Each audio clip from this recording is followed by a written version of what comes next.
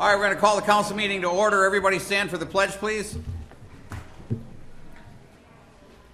I pledge allegiance to the flag of the United States of America and to the republic for which it stands, one nation, under God, indivisible, with liberty and justice for all. Clerk, take the roll. Mayor O'Connor. Here. Morissette. Here.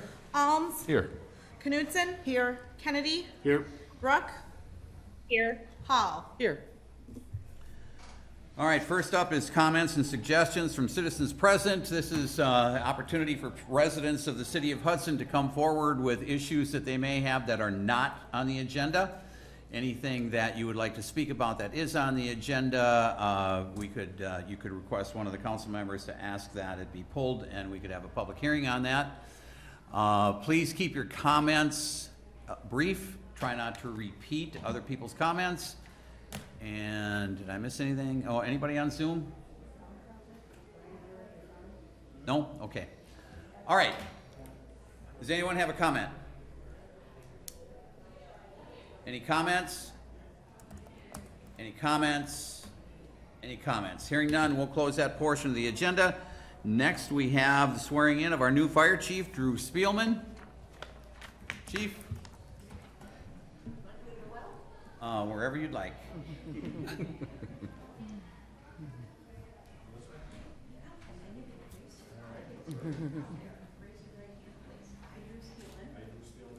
Having been appointed as fire chief for the city of Hudson, affirm that I will support the Constitution of the United States and the Constitution of the state of Wisconsin, and will faithfully and impartially discharge the duties of said office To the best of my ability. Thank you.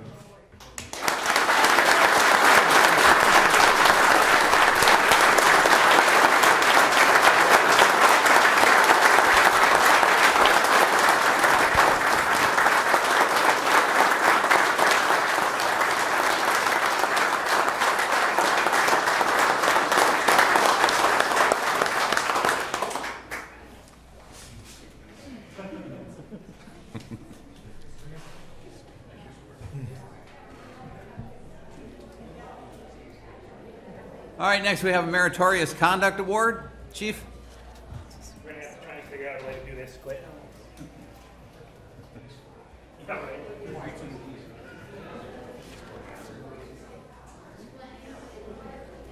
This is amazing.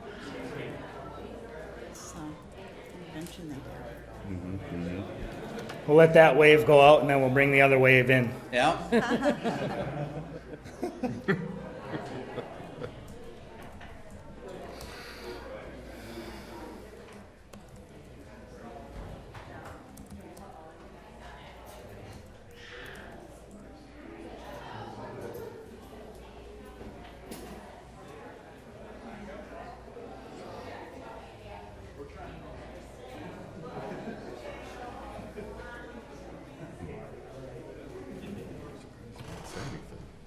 Yeah. I get nervous.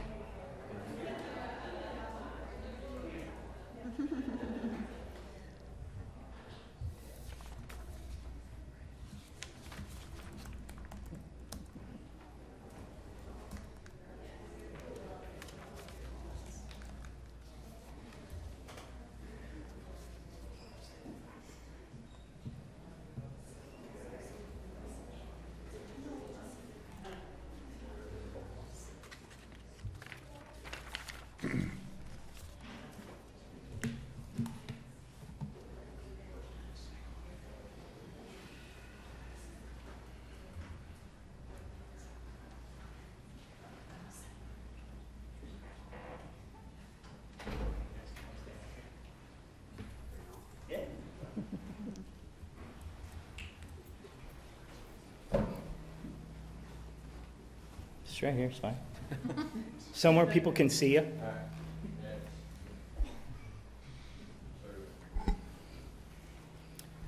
On Tuesday, May 17, 2002, Hudson officers were dispatched to a male subject on a bicycle, yelling that he had run away from police in the area of 2210 Namacoggin Street. Earlier in the day, officers were dispatched to a welfare check with a male subject in that area that was suicidal with a knife and refused to speak with law enforcement negotiators. Law enforcement eventually left, and the male subject became involved in a domestic battery with his mother once she arrived home from work. While law enforcement was trying to locate him, he initiated a pursuit with St. Croix County Sheriff's deputies and the North Hudson Police Department. It was apparent the subject's behavior was escalating and he was showing a willful disregard for the safety of others. The subject, throughout the day, had made several statements that he would try to either harm officers or try suicide by cop. Officer Schindel was the first on the scene of this third contact with the subject and located the subject, who was holding a knife to his throat while riding a bicycle. The subject was telling Officer Schindel he would have to watch him kill himself. Officer Schindel attempted verbal de-escalation techniques, but the subject continued to ride his bike toward Officer Schindel with the knife up to his throat and would not drop the knife. Officer Schindel removed the pepper ball launcher at that point, and the subject began riding away from Officer Schindel. By this time, Officer Radke, Sergeant Ellwanger, Officer Traeger, and Officer Tim had arrived in the area, as well as several St. Croix County Sheriff's deputies. Officers and deputies followed the male subject on his bike to the area of the old dog track, which now contains several housing units, Phillips Medisize, and a vacant construction area. At one point, the subject dropped his bike and began walking with the knife still held to his throat, began approaching one of the St. Croix County Sheriff's deputies' squads, which also contained Officer Radke. Officer Radke exited the squad and immediately deployed his less lethal shotgun, delivering 2 very well-placed beanbag rounds to the subject's leg, causing him to fall to the ground. However, the subject would not drop the knife and continued to hold it to his throat. Because the threat of the knife was not mitigated, officers on scene continued to keep distance and attempted various crisis intervention techniques. All of those efforts were ineffective. Officers were placed in a position where they would have to use lethal force, which would have been justified, but undesirable. Because no one wanted to contribute to the serious injury or death of this subject, if he were struck with additional less lethal rounds, a taser, or anything else and fell onto the knife, for over 1 hour, officers tried to peacefully negotiate surrender and contacted trained negotiators to respond to the scene in order to exhaust all options. Eventually, the subject stated he wanted officers to shoot him and began walking toward the officers with the knife. Officer Schindel, Traeger, Officer Tim, Officer Radke, and Sergeant Ellwanger at that point. Officer Schindel deployed the pepper ball launcher while Sergeant Duran from the St. Croix County Sheriff's Office deployed additional less lethal beanbag rounds. Though the beanbag rounds were ineffective, multiple pepper balls that impacted the subject caused him to throw the knife to the ground and fall to the ground, where he was taken into custody.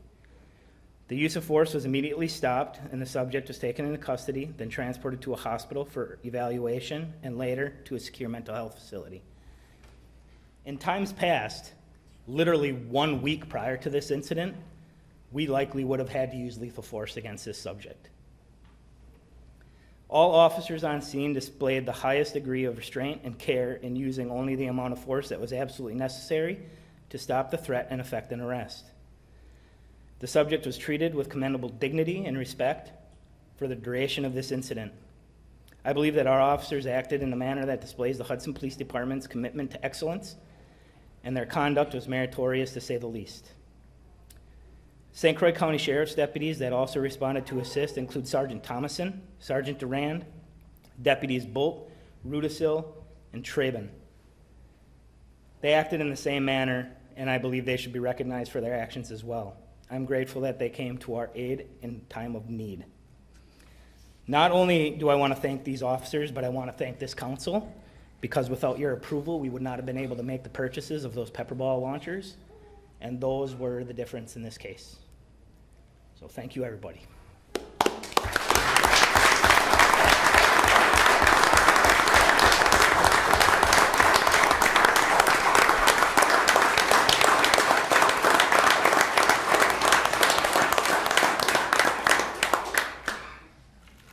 I'll try and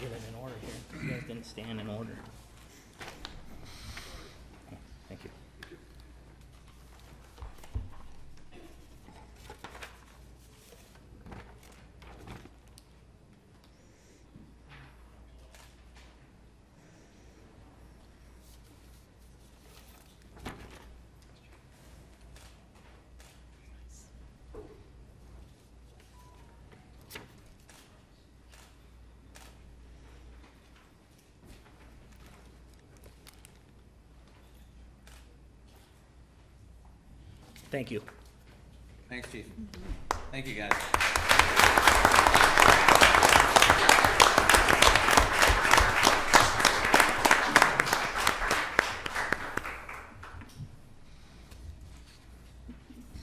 Next, we have public hearings. Public hearing related to 2022 sidewalk and curb project special assessments. This is a public hearing. It's your opportunity to make a statement on this particular issue. If you have any comments, once again, please make them brief. Please try not to repeat what other people have said. Do we have anybody on Zoom? Yes, looks like we have 3 people on Zoom. So I see a Brian's iPhone, a DRLIZ, and then a Sandy, Sandy. So if any of those 3 would like to comment, they should just go ahead and unmute and do so. Why don't we start with them? Okay. Do we have anybody up on Zoom yet? I don't know that anybody wishes to comment on Zoom. They may just be here to listen to the public hearing, Okay. but not participate.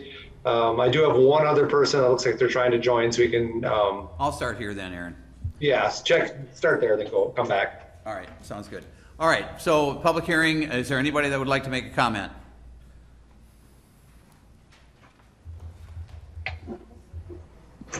Anybody that would like to make a comment? Anybody that would like to make a comment? Nobody here would like to comment. How about Zoom yet, Aaron? Yeah? I don't see anybody on Zoom wishing to. I have 4 people that are on Zoom right now. If any of the people on Zoom wish to comment, please go ahead and do so. All right, we've got somebody here that raised their hand, so if you would, come forward. So I asked 3 times if people would like to make a comment. If they do not, at that point in time, we have a motion to close public hearing. All right. Anybody here want to make a comment on this issue? Does anybody want to make a comment? Does anybody want to make a comment? Move to close. Second. We got a motion and a second to close the public hearing. All those in favor? Aye. Opposed? Motion's approved. Public hearing is closed.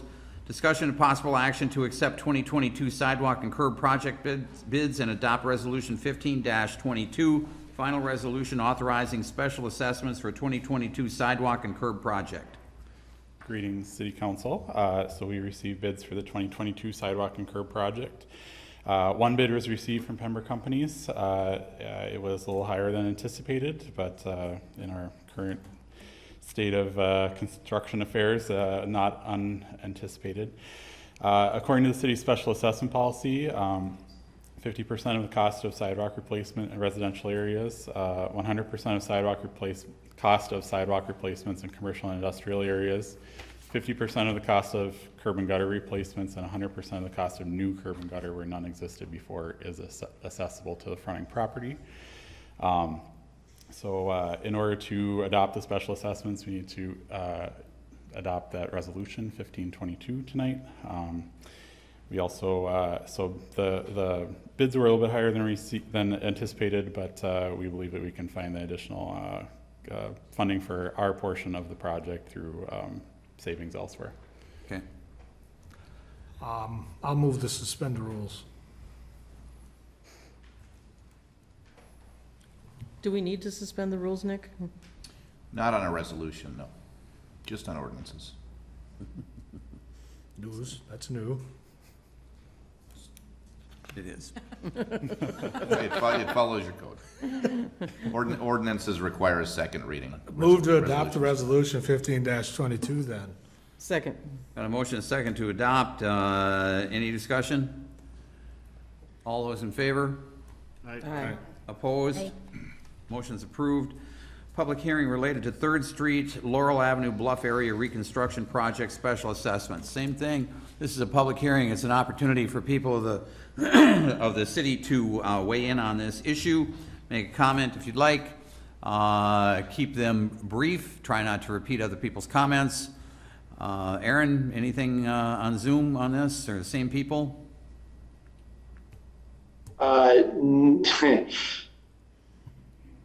We lost you. Hold on. Okay. The issue is that I had some people drop off and then I tried to put them in, but I may have accidentally removed them, which means they can't come back on. So Zoom might be a little bit of a mess with this project tonight. So I apologize for that. So if anybody that was on there was for the 3rd Street, they may have gotten accidentally booted off and I was trying to actually let them in for it. So I don't know if I can even actually let them back in at this point. So I apologize for that. I'm not sure. Well, we'll work with the What people we here do with first, that. and maybe they can, if they try to get back in, you can work something out. All right, so this is your opportunity to talk about this subject, this issue. Is there anybody here who would like to make a comment?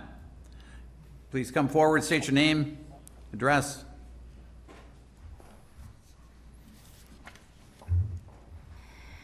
Good evening, Mr. Mayor and council persons. My name is Rebecca Rowan. I reside at 501 Laurel Avenue. I'm part of the 8 properties that are subject to the assessment for the gutters and the driveway. I'm glad that the committee is proposing to rebid the project in spring because the numbers came back so high.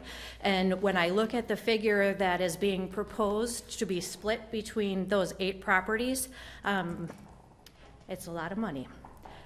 At the previous public hearing, I know that there were probably a dozen residents here that also expressed concerns about safety of foot traffic and bikes. And I know there are signs at the bottom of the hill and at the top of the hill that it's not recommended for foot traffic, but people are walking and biking all the time.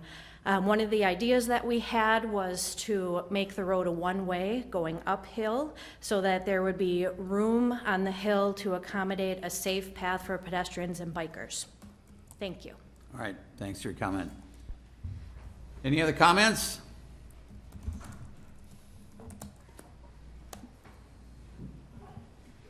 Hi, my name's Carolyn Keys, and I live at 101 3rd Street. The house at the top of the hill in the middle of all of this. I actually grew up there, and my sister's here as well. She's half owner of the home. Expressing the same concerns about safety, living there back after my mother passed away, I moved back home. And there have been so many accidents and high speed at night, cars wrapped around poles, serious accidents where I've gotten up and thought somebody's probably been killed in a car accident on that street. Also, I think the idea, I agree, and I'll make it brief, to make it a one-way going up. Argument used to be the fire station, but now it's up on the hill. And the street I don't think was ever meant to be super fast highway, freeway. It's fun to drive on. All my friends love to, I hear a lot about that. So I guess my feelings are safety, one way from living there and seeing all the kids. Also, it's between, you've got Prospect Park, you've got Burkmose Park, you've got the house where I live in the land there. And it's all kind of feels like a park. And the monastery, or so I think that it'd be nice to kind of preserve that for people who do enjoy, you want Hudson to reflect being a park, beautiful river town. That could be an addition to it, to have a walking and a biking path. Kids skateboard down it too. I see it all. I'm like, oh no. But anyway, thank you for listening. Appreciate your time. Thanks, Carolyn. Any other comments? Yes, ma'am.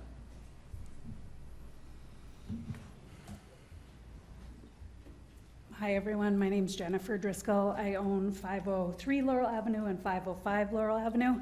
I'll only echo the same safety concerns that the other two. I also have worked from home for 3 years, and my back window stares out at Laurel. And because the Carmelite nuns are not here to speak for them, what I will tell you is their driveway serves as a turnaround for what I would say is hundreds of cars. And again, I've watched it for the past 3 years. It's quite a scene to see the number of people turning around in their driveway. Also, our driveway is a blind driveway. Essentially, when we pull out, we can only go one way out of our driveway. So any traffic coming up from the left, it's just very difficult to see. So thank you for listening to all of us tonight. Thanks for your comment. Any other comments? Aaron? So I do have a Dan that I was able to get back in. Dan, are you here for the 3rd Street, the hearing?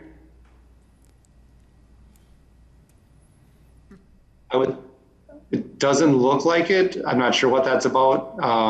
But I had 3 others that, like I said, my technology mistake. Oh, there's Dan. Dan? No, I'm not. I'm just watching you.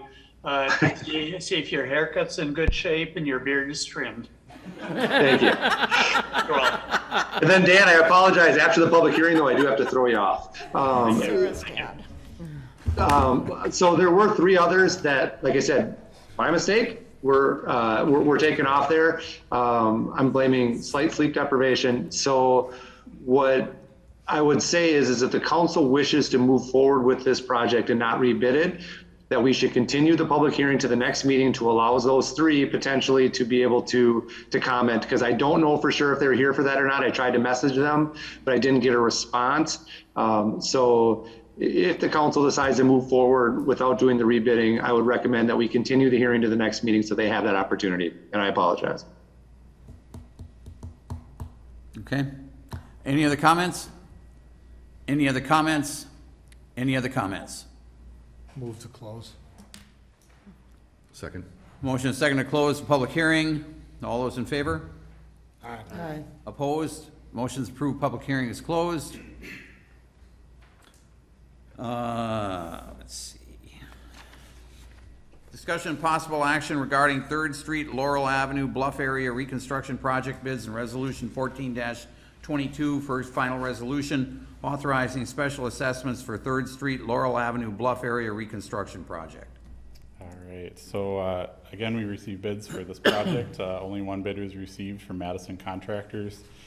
The bid was significantly higher than anticipated for construction costs. Most of that was in the retaining wall portion of the project. According to the city special assessment policy, because there's curb replacement and driveway apron replacement, special assessments would apply to those. Hence, you heard from some people here tonight in regards to that. So with the funding that we have, we are looking at a shortfall of approximately $175,000 for the base bid, which would be asphalt paving, or more than that for the bid alternate 1, concrete paving. Because of those significant shortfalls, staff was recommending rejection of the bids and rebidding for a spring or early summer 2023 completion date. As was mentioned in Finance Committee, we do have a short-term workaround that our Public Works Department is, if the project does not move forward, to shore up the road for this winter season, and then after the winter is done, then we'd be reconstructing that roadway up there for the safety purposes.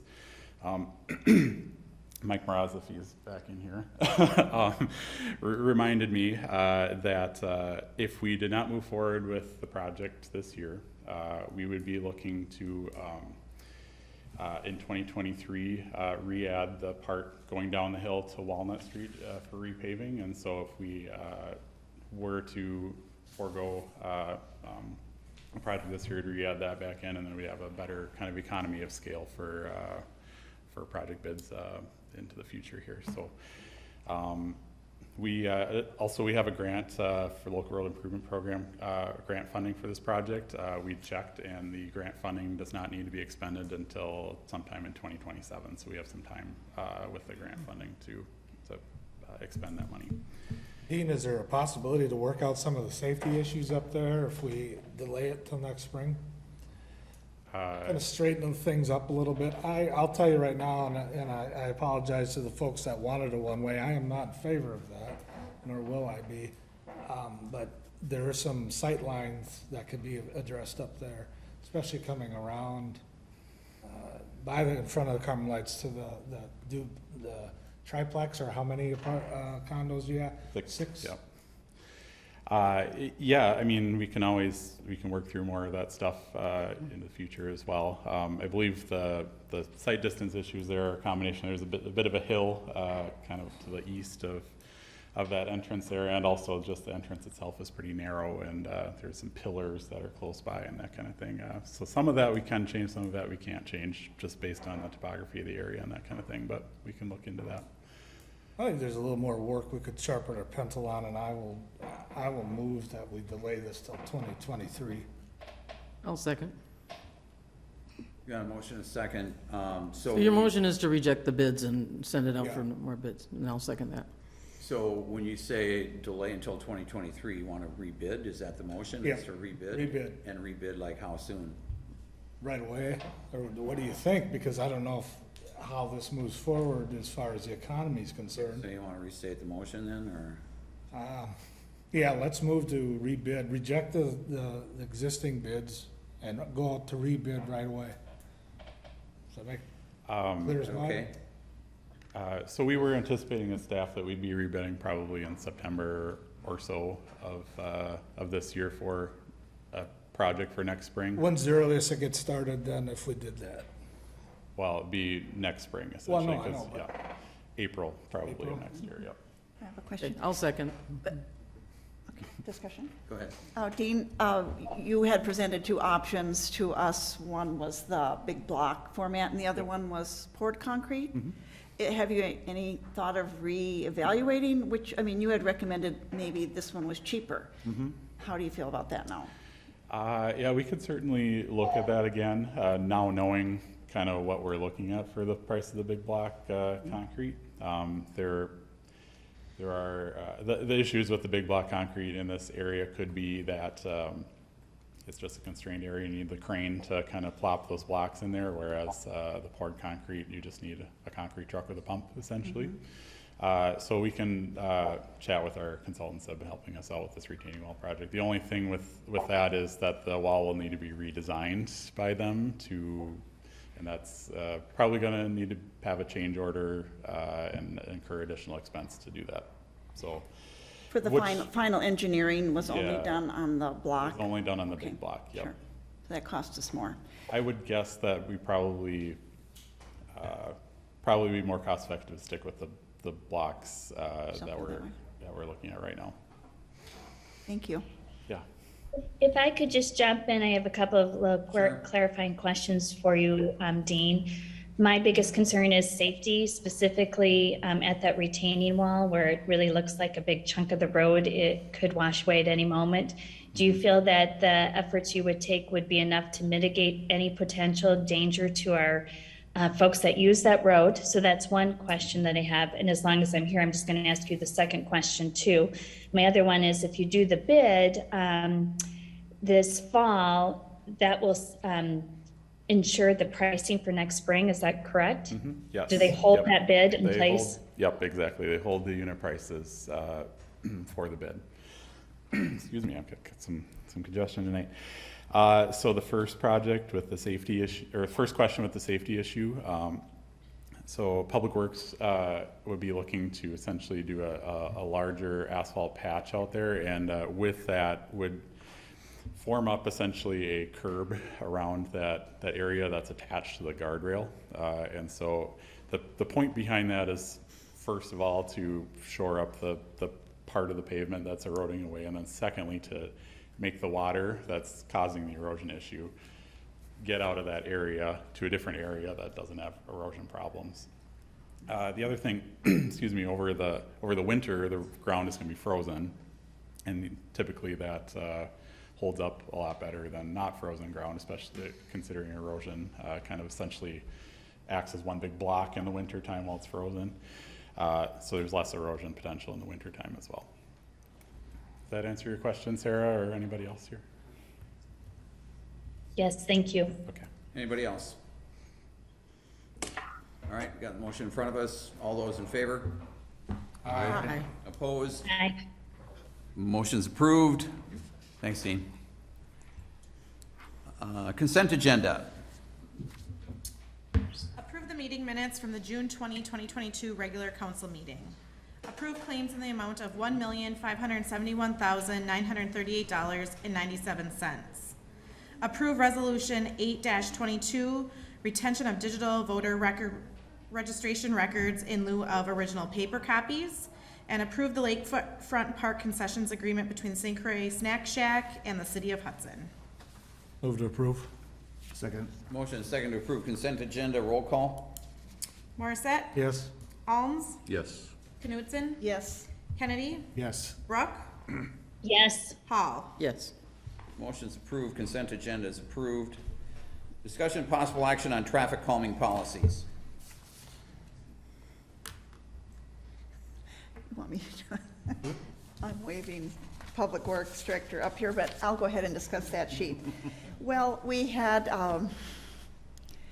certainly we've all heard the concerns about the speeding in town and traffic and just inappropriate driving. And so I think public safety, of course, gets those calls more directed to them and calls for action. And so we've talked about the idea of making a citywide effort to address some of the speeding issues and how we might go forward with it. And so actually Mike Meadows made this issue sheet up. Yeah, so basically, obviously trying to look at speed-related issues in a more comprehensive plan and policy instead of just kind of narrowing down on one type of device or design because every situation is different, right? Whether it's in a residential area, commercial area, so on and so forth. So the idea is to have council and public safety, public works review a more comprehensive document that outlines a lot of different options that we would have in our toolbox to utilize to reduce some traffic speeds that we're seeing throughout town. Increased enforcement. There's new technologies out there with cameras, and, license plate readers. You can actually send a letter in the mail and just say you were caught speeding on such and such road at such and such date. In the future, please slow down. If not, ticket is warranted. So there's other options to look at, and that's kind of what we discussed at Public Works Committee, and wanted to bring forward to Common Council tonight for discussion. Well, I'm certainly not in favor of taking pictures of people's license plates. That's because I'd probably be one of them. But, Your mailbox is going to be full? I don't know if that's even legal, and now he left, so I don't know. It wouldn't be the sending of tickets. What we're seeing is this, what some cities are doing is putting up in like some of their higher speed concern areas, are basically like the speed signs that we have now. So like when we put the ones up in certain areas and you go by, say speed limit 25 and then it'll start flashing when you're 30, 30, 35, 40, whatever. But the difference is it's like the traffic cameras that you do see in some states where they do send you tickets, but instead we just send a letter, and the letter says, on this date, here's a picture, you went, through, this street with a 25-mile-an-hour speed limit at 45 miles an hour. We would ask for the safety of all of our residents, please watch your speed as you go through our community, something like that. So it's not actually a ticket. It's nothing that would cause any sort of enforcement, anything like that. It's more of just a way to kind of do reminders and help that way. It's a kind of a next step. But that's just one of the things that Mike was talking about that we potentially could be looking at. Which would be a big plus for parents whose kids are using the cars and they find out what their kids are doing. I don't know. And I agree with this. I like this. Maybe we need to have more of an ad hoc comprehensive plan about this unless we all decide this instead of more committees. But it starts with enforcement, and obviously enforcement will induce education, warning, or a ticket. And Jeff, please jump in on helping the conversation along. But I know that some perceptions is we do or we don't have a speeding problem, but in the last 4 or 5 years, how long is it? We're continually having issues come to the public safety in regards to speeding and other things that are actually public safety issues. And then what do? We knee-jerk react, maybe throw a sign up, doesn't do any good. Are we knee-jerk reacting, putting these safety barrier speed humps in? I don't know. Well, I noticed that speed humps aren't on this list for engineering, and I would like to add those on there, please. It just, we can only do so much without polluting signs all over the place. And it starts with enforcement and maybe education. Get the word out that, hey, we're going to tolerate this amount. This is, set a limit. But the engineering is really what makes the difference.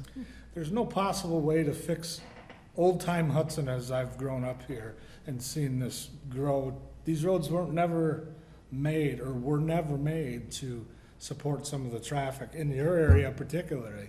Chestnut was never No, it wasn't made to be a prepared bus for what route. it is. A Third Street is not prepared as we found out with the construction around the city, that everybody used that as a shortcut, and that's why it got dilapidated faster than it probably did. I wish there was a magic answer, but I think it starts with enforcement and then a public campaign on speeding in Hudson. No, I think that we do need the engineering policy and this whole toolbox, so I will move to approve. What are we approving? What That engineer? they go ahead and put together this toolbox. But Yeah, the plan would be is we put together a toolbox and we refer it back to both Public Works and Public Safety for input before finalizing and sending to council. I second. I think it's important to have more discussion, just like we are tonight. So I think that's part of the point of it, is that we all can help address it. And hopefully, as we talk about it, we'll get input from residents also. Well, we like spending the public works money, you know, we spend this and all this other. Right. Sorry. Well, I mean, and we should consider having a joint Public Works and Public Safety Committee meeting to discuss this when the proposal is done. I was going to say, a document like this will help, because I think we're always reaching for what is the right solution for this. We don't have the Public Works eye. I mean, we have the engineers showing up a lot. We have those conversations, but I think this will be a good conduit between groups, between committees. So the motion, as I understand it, is to direct staff to draft a policy. Traffic calming policy. Right? Bring to the respective committees. Okay. Anybody else? Can I just have a point of clarification? Would this maybe go to a joint committee meeting between Public Works and Public Safety at the same time, so we could have discussion? I do know I'd really love to have this conversation with Public Safety there, just so I could get a better understanding of like what our enforcement policies are. Well, when we're all here together, it is Public Safety and Public Works, so, I mean, we could have that discussion at another council meeting after the staff works on some guidelines. I mean, basically, the two committees are here together. That would work too. Okay. Is that part of the motion? Does it need to be? Sure, let's make it part of the motion, that we bring it straight to council then, Okay. You okay with for that, Joe? discussion. Sure. Okay. All right, everybody got it?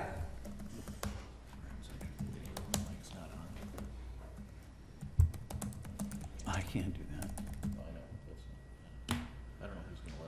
Looks like our city administrator has kicked himself out now, too.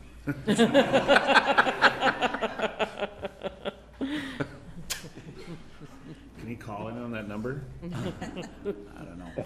You got me, though. Oh, there you go. So far.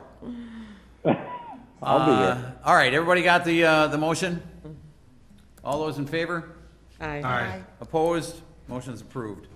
Discussion and possible action regarding accepting bids for the old fire station demolition project.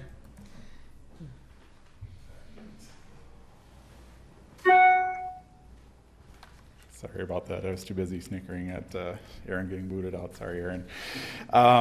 So bids were open for the old fire station demolition and parking lot expansion project last week. We received 5 bids, with the lowest bid from Albrights and Excavating. They have been the contractor on a number of projects around town recently. We believe they have the manpower and equipment to do the project. The project bid, so the project was bid out with 2 options, one for a November 2022 completion date, one for a May 2023 completion date, just to see what we would get for potential project cost savings due to the later bid time for this project of this year. So Albertson was a lower bid on both options. The May 2023 completion date had an approximately $3,000 lower bid than the November 2022 completion date, but in order to get the project done in a timely manner, staff was proposing to select option one, especially considering the bids were quite a bit lower than the engineer's estimate for the project. Project funding is proposed to come out of TID 6. Again, Aaron and Mike can talk about that funding aspect of it if there are any questions on that. And yeah, any questions for me or for Mike or Aaron on this project? I'm going to make a motion that we have a public hearing before accepting a bid. Since we've had so many people that are concerned about this, we need to listen to the people and hear what they have to say before we make that decision.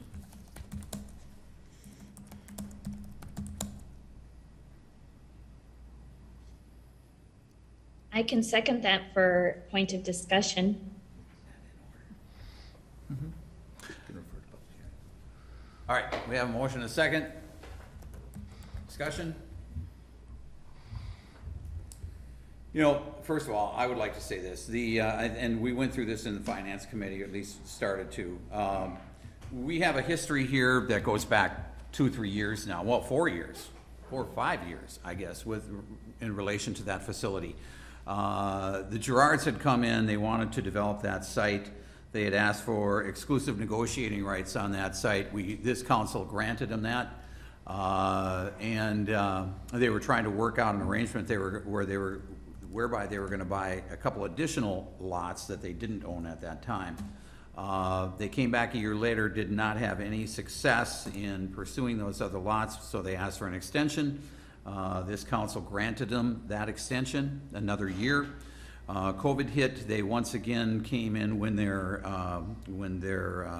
agreement had expired and said that they were still not able to negotiate a sale for those properties, and so they were going to let that agreement lapse. They didn't care to ask for the extension. At which point the council then decided that we were going to take this out to an RFP. The council voted on it to go to RFP within, I can't remember how many months, but the council then decided that, especially given that we were just coming into the period where we had new parking arrangement in the city, that and hearing from the public at large that they wanted something done with parking, and they thought and expected that something in that lot would be for parking. This council then decided that we would instead go for RFP for demolition of the building and construction of a surface lot that would hold us over for 3 to 5 years and give us an opportunity to judge what was happening with parking in the city, and then if we wanted to go to RFP at some point, we could do that. Council had another vote on that, unanimous both times. So I understand that there's civic awakening going on right now, but we just can't be going every time there's a civic awakening among some of the members of our community. We can't go back and revisit these issues all the time. This has been with us now for 5 years, 4 or 5 years.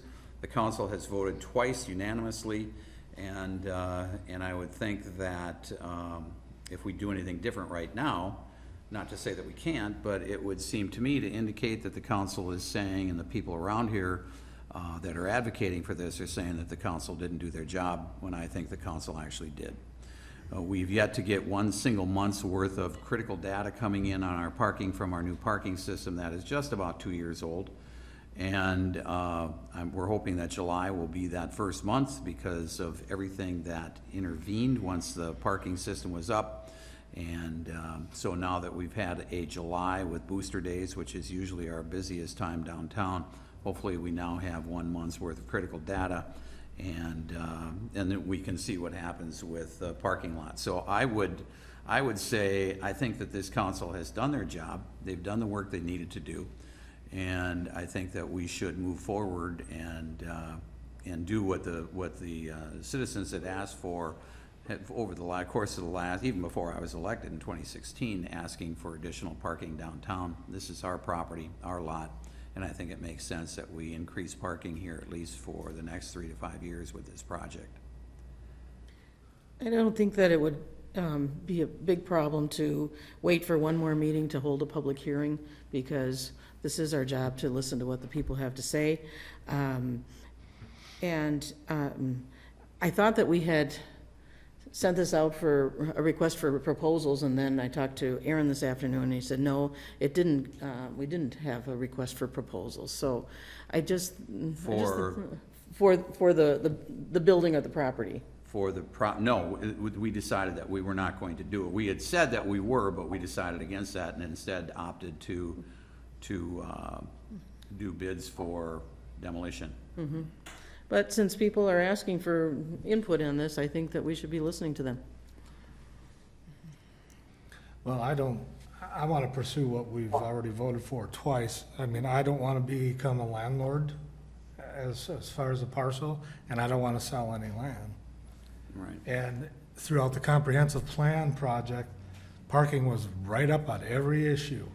So if we want to refer back to what the community was asking for, they want parking, and that's what we need to listen to, our comprehensive plan. You know, I've gotten 2 communications on this, and that's it. And so, you know, again, this has been going on for some period of time now. And people have certainly had an opportunity over the course of the last 5 years to weigh in on this. And now all of a sudden, as I say, with some civic awakening, now all of a sudden we need to revisit these issues, and I just don't see it personally. So I have a question for Dean, you can kind of help me. So that, you know, talking about tearing the building down and turning it, so we're building a parking lot, so we're building also. And the few conversations I've had with people is, you know, that we can't get rid of that building. I mean, it's built in the 70s, right? And your professional opinion, is that a usable building? I mean, that's not easily, there's roof problems, there's, I mean, it's not turnkey where someone could. It certainly is not turnkey, yeah. Is there, I mean, we haven't seen any value of any developer.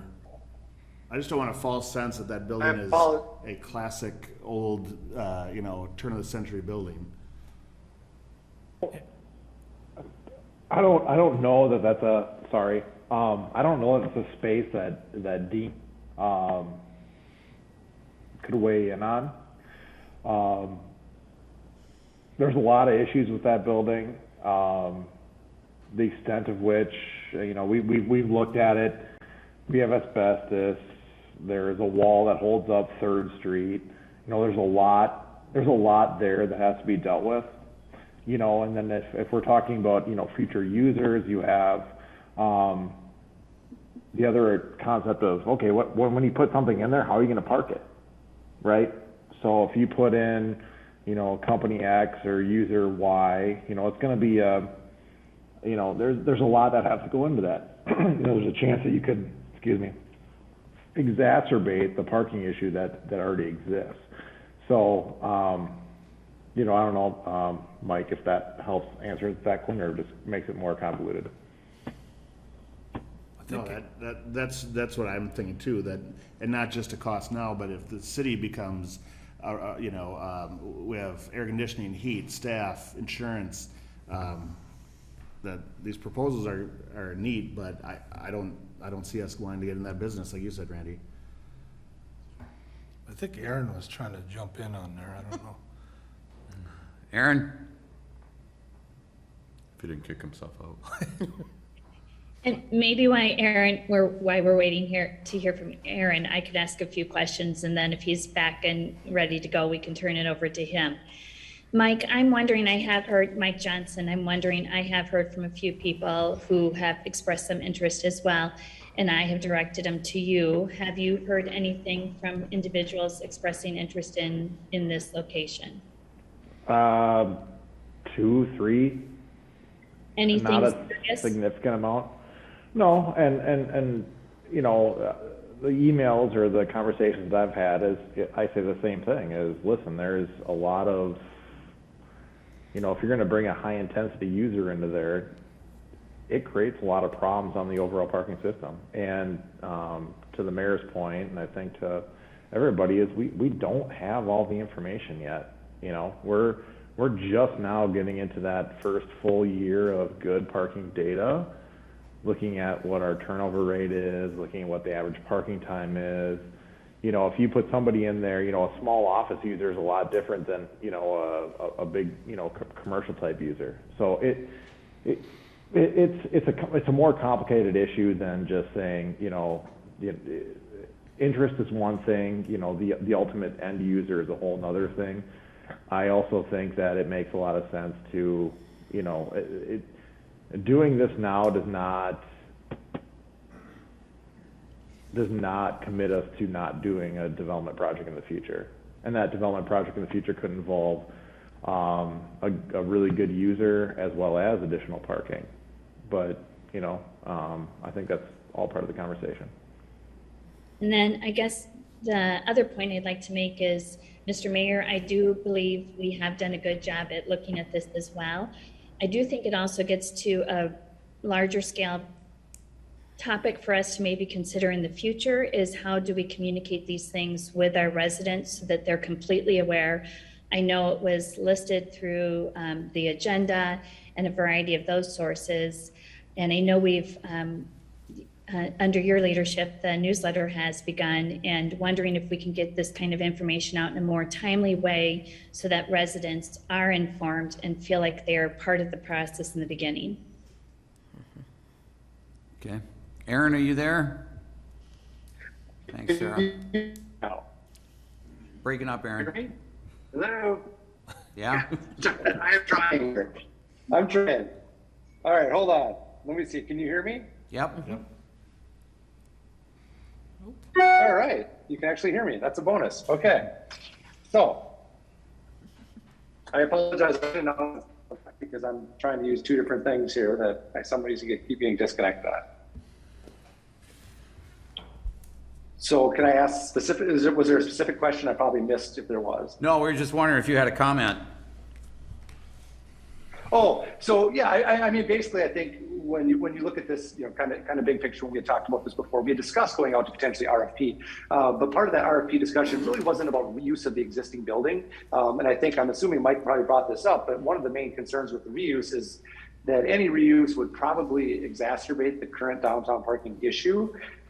That, along with the fact that just our knowing of the condition of that building would probably make it fairly unrealistic for someone to come in and do some sort of reuse of the building. Now, I'm not saying that it can't be done. Obviously, you know, anything can be reused. But more of the thought is if we were doing the RFP, it would be to see if we wanted to sell the property to someone for some sort of redevelopment activity, which would include a new building with what the RFP had stated was additional public parking as part of their project.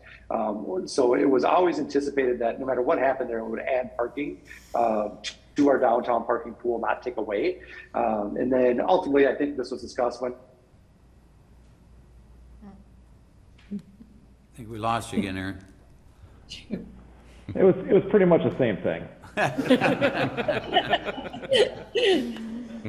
All right, anybody else?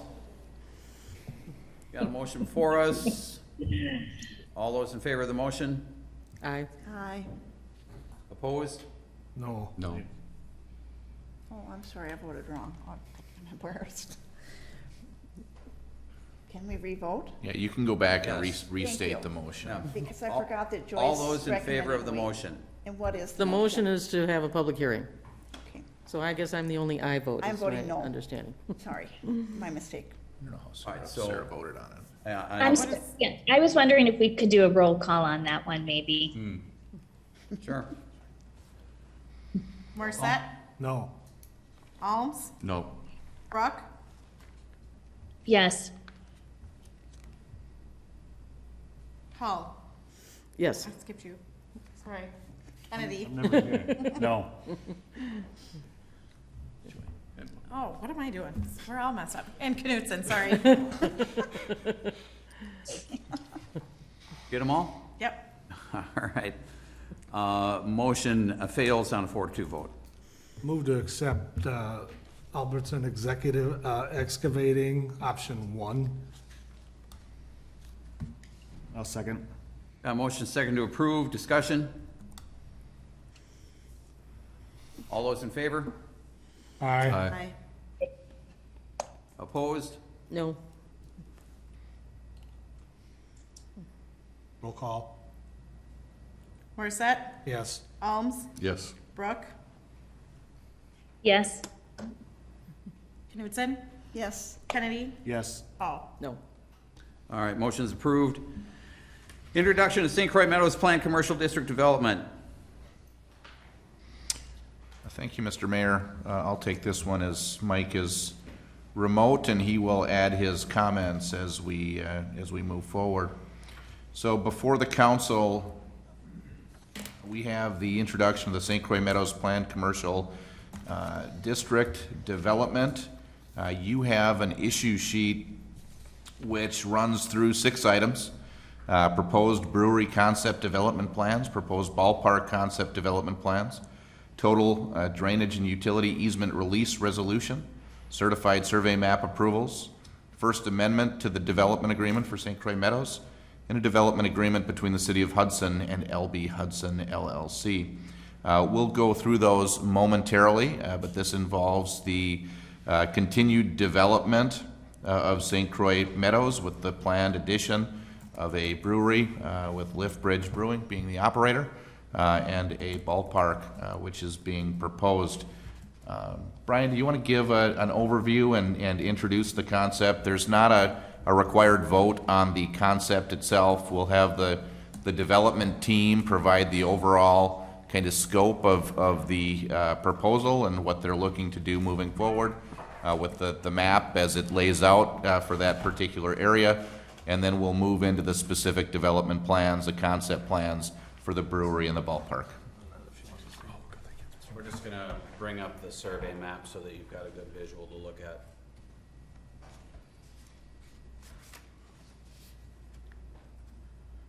So here's the remaining property on the east side of Brecken. Lot 1, the outlot, which is the holding pond. Lot 4, do not change. Those will still be mixed-use commercial lots. Outlot 2, we see that being some type of green space or park in the future. To the south and to the east, you see what will be a future ask for the city to look at an additional 49 single-family detached residential units. That's a future ask, that's not this evening. This evening, we're looking at Lot 2 and Lot 3. We're making a minor adjustment to the property line to accommodate both of those uses.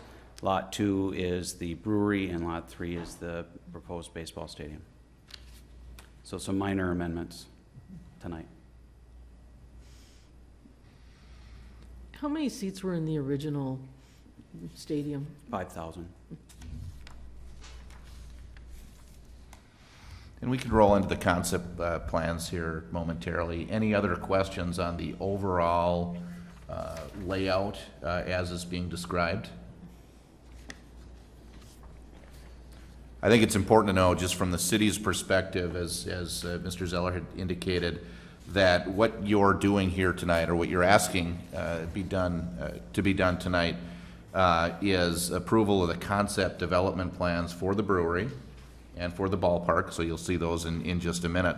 And then it's a realignment of the property lines so that Lot 2, which will be the brewery, becomes an actual lot that they can build on. And Lot 3 becomes the actual lot that they can move forward on with respect to the ballpark. That involves then CSMs, which get recorded to create those parcels with the adjusted lot lines, and then we have to release some easements and adjust the development agreements. So that's the package that we'll be working through as we move forward. And Plan Commission had a meeting this afternoon, and all of these passed unanimously. So the Plan Commission reviewed the concept, they reviewed the general overview, and then the concept for the brewery and the ballpark, and that's what was approved recommended for approval by the City Council. So, do you want to move into the brewery development, concept development plans? Representatives here from the brewery, I'll let them present. Okay, thank you.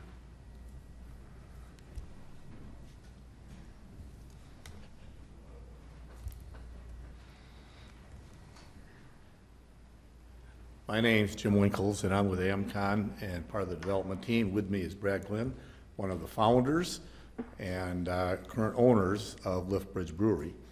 And the concept is fairly simple. On Lot 2, to build a building that will house the brewery, be on 2 levels, and it will include the brewery and the bottling of their products, which Brad can talk to you about. And there will be a relationship with the baseball park in the sense that there will be a beer garden on that side, and there will be cooperation relative to access and parking over there too. So, Brad? All right, good evening, Mayor and Council. So this is very exciting stuff for Liftbridge Brewery. We've been around since 2008, started in Stillwater, Minnesota. Myself, I'm a Milwaukee resident, so a Wisconsinite. So really excited to look at this concept as we've expanded quite a bit in Minnesota, and certainly our sales in Wisconsin are excellent. We're expanded into North and South Dakota as well. So as we're growing regionally, the need there for more packaging, more brewing, and just more opportunity for community involvement in other areas. So I think in Stillwater we've done a great job of being interwoven into the fabric of the community. We serve as a destination for a lot of local nonprofits to set up events. Myself, I've gotten involved in a lot of city politics and events too, which we're really happy to put forward to really celebrate the culture of the community and St. Croix Valley, of which Hudson is one. So it's really exciting and makes a lot of sense for us to move in this direction to expand and create another brewing site for, again, as I mentioned, the added production that we're seeing and the added taproom event space, which I think Hudson is in need of. We've done a really good job, again, in Stillwater. We've leased some space in New Richmond, which we're doing some taproom and events at as well, and as well as some production, certainly. So this really is an expansion. We're not moving out of Stillwater. That's the that'll stay as a brewing and taproom site, but we'll be able to open this and increase our ability to package and, again, serve as a great steward of the community as well. I think we have a pretty good reputation over the last 14 years. We're about the 6th largest brewery in the state of Minnesota. If we were to move that same barrelage into Wisconsin, we would be about the 5th largest in Wisconsin.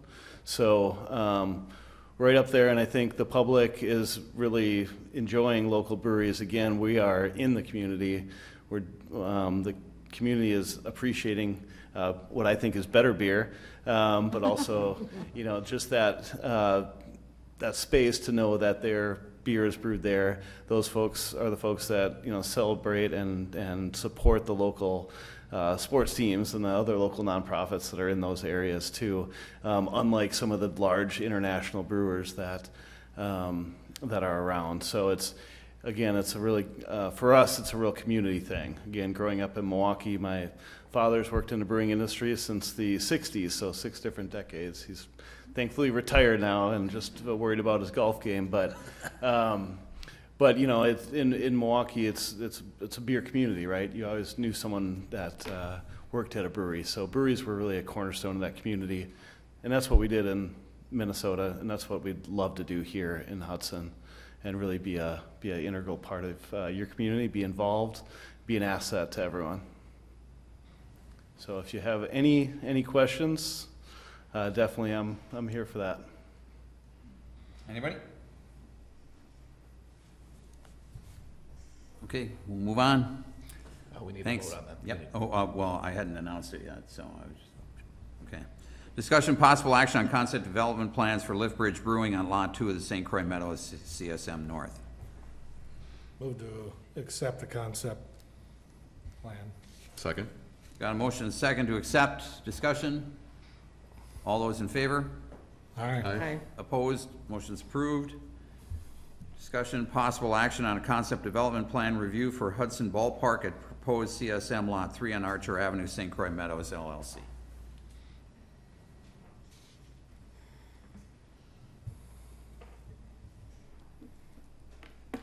Good evening, everyone. I'm Todd with Studio EA here in Hudson.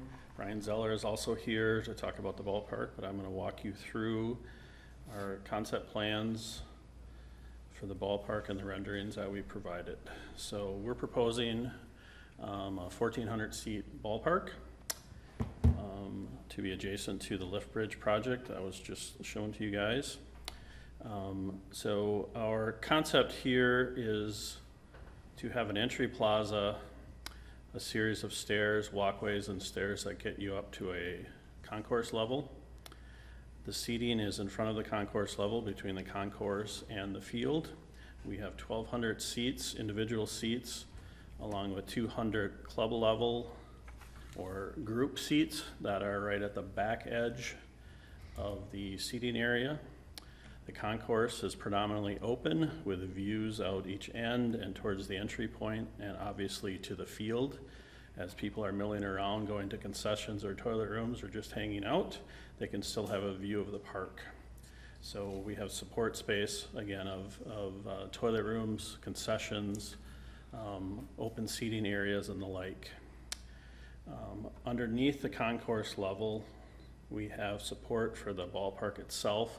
So the dugouts are connected back to this space underneath the concourse where we have field maintenance,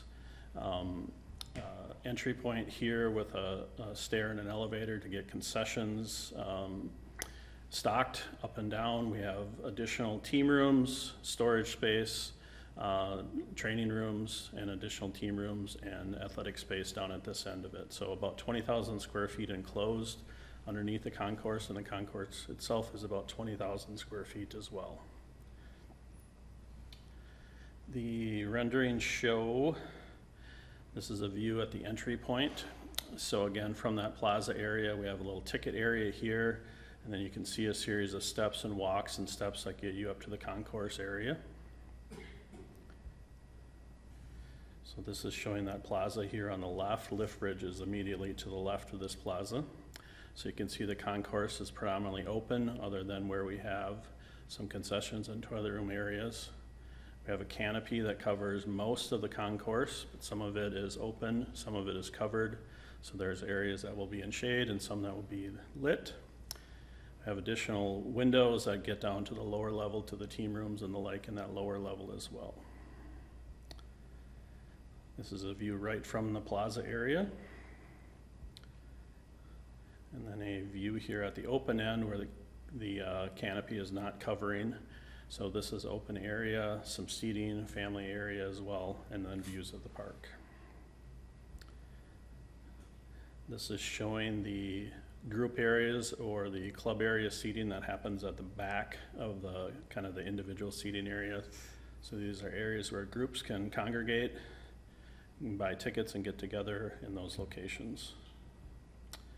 And then a view from second base or center field here, showing the structure here in the back with a canopy that kind of floats over the top of it. So that's our brief overview. We can certainly answer any additional questions that you guys might have. Anybody? One quick, would you do multiple purpose? Would you actually rent out to concerts or something of that sort?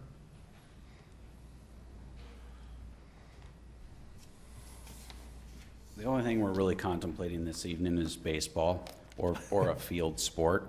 I personally am not excited about the concerts. I just see that as being maybe not the right fit, but anything that reasonably generates revenue without negatively impacting the facility or the neighborhood, we'd certainly like to talk about at some point in the future. Okay. This is still Northwoods League? Yes. Concept? Yes. How does this stack up with other stadiums within that league in terms of size, seats? Very comparable. The previous concept would have been the largest in their network, so that is part of why it was scaled back as well. Gotcha. There is room to add on if this is as successful as we all hope it'll be. There is that opportunity again down the road, but I think this is a little bit more manageable. Great, thank you. So what kind of season or how many games would they be playing? Boy, you're gonna start asking me stuff that I Baseball. may not know the answer to. There's approximately 38 home games. Great design, it's beautiful. Thank you. I have a quick question, just because it's in the write-up regarding parking, which is what we all talk about. And with the math, it states that parking required is 467 stalls or spaces, and then you kind of cobble together kind of a plan for that. Would there be, I'm thinking with, you know, if Lift Bridge Event Center has the 350 people there and a game night, is that, I just don't want to run into this down the road that the buildings look great, but parking is something we want to address right now. It's absolutely something that we're all concerned about. So there's cross parking and access easements through the remaining lots as well, the undeveloped lots. Okay. So really the plan is to over park all of the parcels and then look at those uses and have them meld together as much as possible. But we will coordinate all of our efforts directly with the brewery so that we, you know, eliminate that problem. Does that make sense? And if I could too, I think, you know, there's also the large outlot where we talked about the public space, the park. You know, that's certainly a space that we're looking towards if we have an issue on the parking side. There's clearly plenty of space there to park a lot more cars if we need to. But I also don't want to look at a situation where we've created a sea of parking that's not full either, right? Yeah, So. correct. All right, anybody else? I'll move to approve the concept development plans for the Hudson Ballpark. I'll second. Got a motion and a second to approve. Discussion? All those in favor? Aye. Opposed? Motion's approved. Approval of Resolution 9-22 to release drainage and utility easements within St. Croix Meadows redevelopment site. Thank you. So with this, obviously the previous plat had a number of drainage and utility easements that would no longer be required with the shift of ball field to the north and the east and the location of the brewery where it's at. So what needs to happen is we need to release the existing easements and then create new ones with the CSM, then additional one moving forward. So Plan Commission did recommend unanimously to approve the release of these easements, and staff does the same. So moved. Second. Got a motion and a second to approve. Discussion? All those in favor? Aye. Aye. Opposed? Aye. Motion is approved. Discussion and possible action on Resolution 10-22 certified survey map for St. Croix Meadows North. So again, obviously there is an existing plat, St. Croix Meadows plat.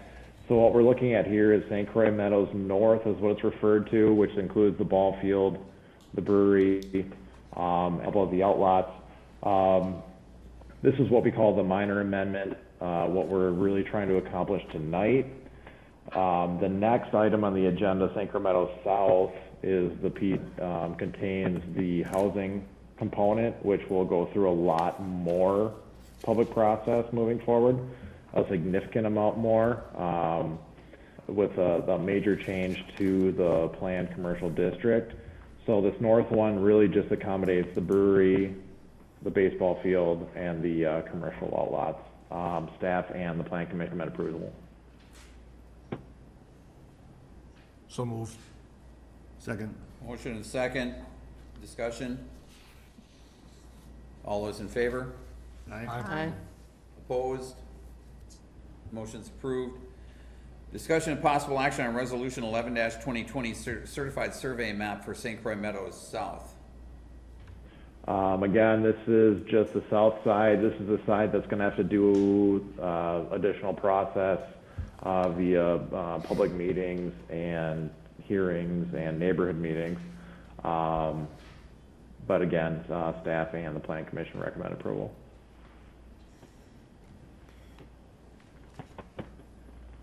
So moved. Second. Motion and second to approve. Discussion? All those in favor? Aye. Aye. Opposed? Motion's approved. Discussion and possible action on Resolution 12-22 approving the First Amendment to the Development Agreement between the City of Hudson and St. Croix Meadows LLC. Do we have Sean Lenz in the room? Yes, he is. Good.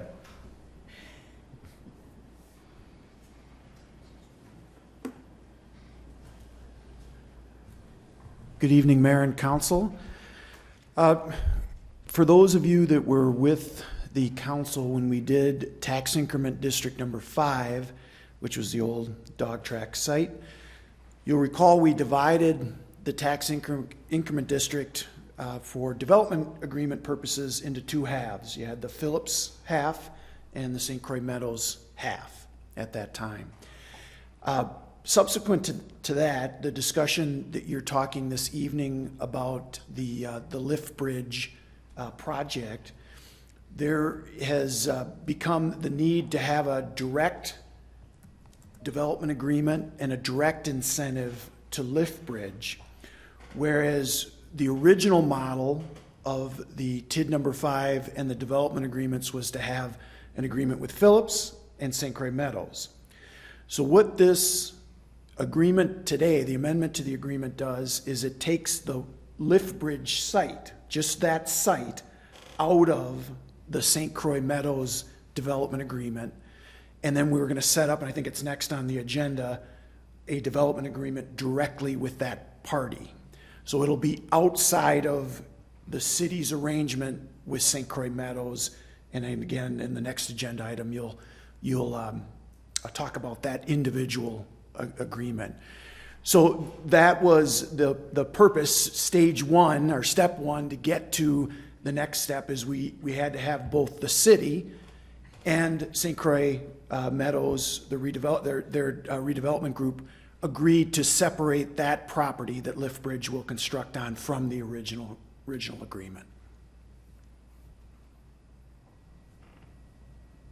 Yes. Move to approve. Second. Motion second to approve. Any discussion? All those in favor? Aye. Opposed? Motion's approved. Discussion possible action on Resolution 13-22, approving a development agreement with Lift Bridge Hudson LLC. Same thing, basically, but the development agreement.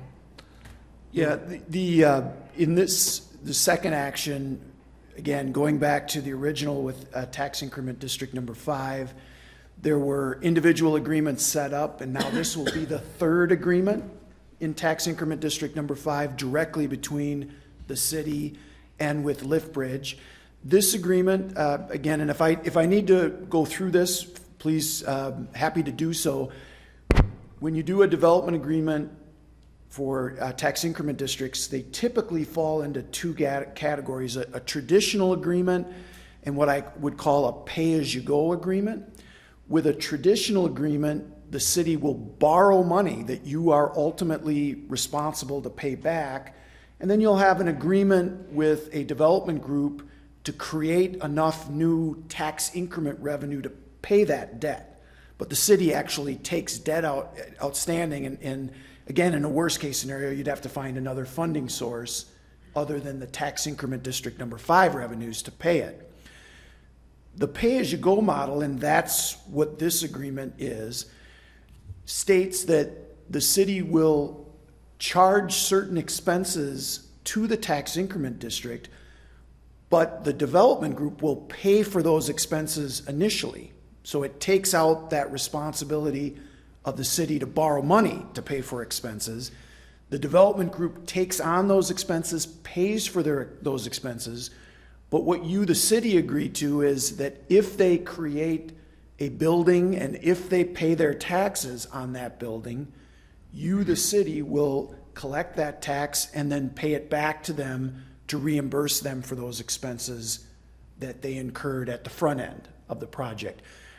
As your municipal financial advisor, I like that because it's less risk for you guys to do it that way. The development groups like it because it assists with their performer, their project to be as successful as it possibly can be. And the city has done a number of agreements like that. It's been a very popular model in Hudson over the years. So this agreement that's before you, from a financial concept, that's the way it's being set up. Nick, I'm sure could talk about some of the legalese if need be, that it's also in the agreement. But I think most importantly, you probably want to be aware, okay, what are we doing? How are we paying for it? And it is a very similar model that we've used in other instances. And again, this will be between the city and Liftbridge LLC, or Hudson LLC directly. Move to approve Resolution 13-22. Second. Got a motion and a second to approve. Discussion? All those in favor? Aye. Opposed? Motion's approved. Brian, once again, thank you for your perseverance on bringing this project forward.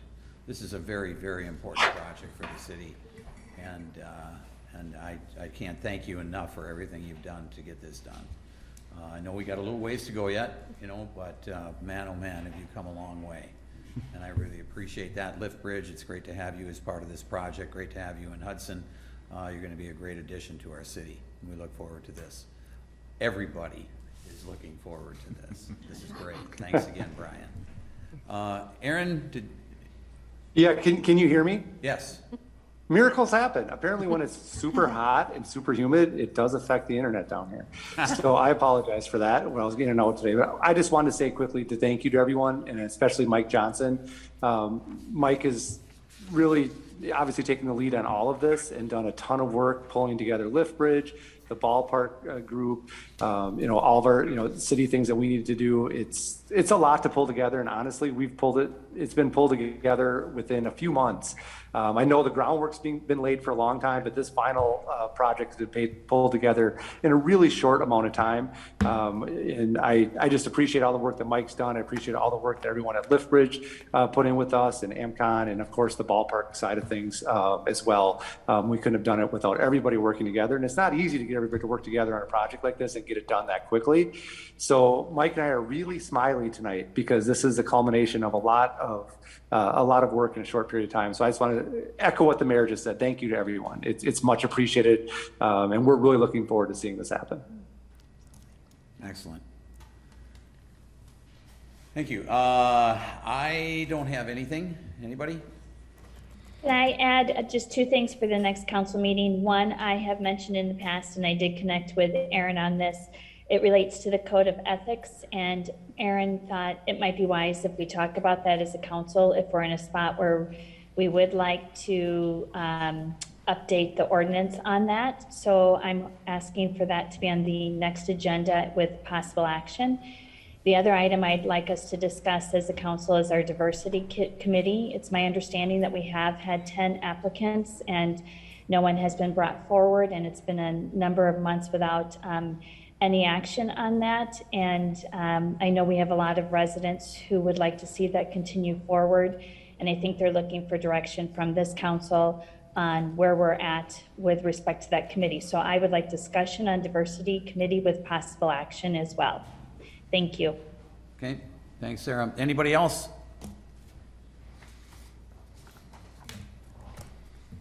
Move to adjourn. Second. Got a motion to adjourn, motion second to adjourn. All those in favor? Aye. Opposed? Motion's approved. We stand adjourned. Thanks, everybody.